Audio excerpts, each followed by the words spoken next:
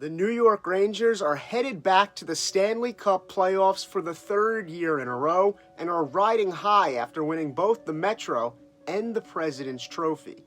There are always multiple factors that go into forming a winning hockey team, and this season's Broadway Blue Shirts are no different. But it'd be wrong not to single out the spectacular season that winger Artemi Panarin has just put together. He's been a key part of the Rangers' success so far and figures to be an X factor this spring. I think the way he's,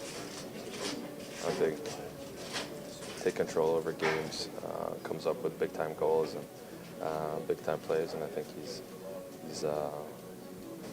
he's always been one of the best, but he's really, in a weird way to say, but he's taken another step, and it's awesome to see, and happy for him, happy for our team that he's been doing that, and he's going to be a big key player for us going forward here, and it's been impressive to watch.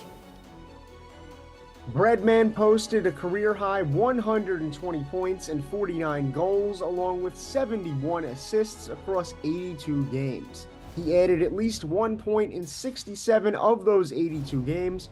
All told, he put up the second most points in a single season in franchise history. All throughout, Panarin was consistent, a trait that head coach Peter Laviolette stressed after an April win over the Montreal Canadiens. And I know that this is a kind of a benchmark year for him, but his statistics over the last 7 or 8 years are incredible.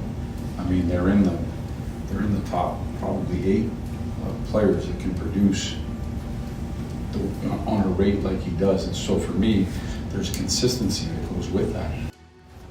It's true that Panarin has been a consistent force during his time as a Ranger. So what sparked this kind of watershed season? While some of it may just be luck of the draw, it could be argued that personnel, play style, and mentality have all been factors in the 32-year-old's big campaign. This season was Panarin's second straight year playing with Vincent Trocheck, who had the second most points on the club. Alexis Lafreniere mainly rounded out the second line with Trocheck and Panarin. All 3 players were a part of last year's team and have the kind of familiarity with one another that may have benefited Panarin this season. A keen observer may have also noted that Panarin's play style was different than it has been in the past. He played an aggressive style of hockey this year that saw him use a north-south skill set more than his typical east-west approach. This change in style showed up on the ice and on the stat sheet.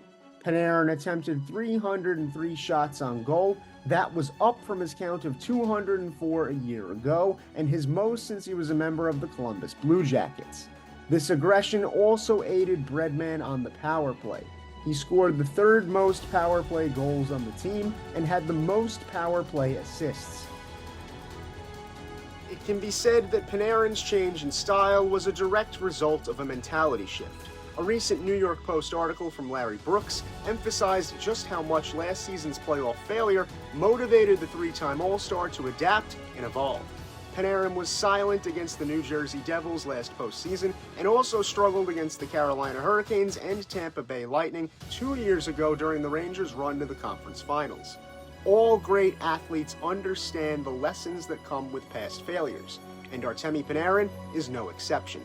He may have just parlayed his past shortcomings into a season-long performance for the ages, one that Rangers fans are hoping concludes with the team's first Stanley Cup win since 1994.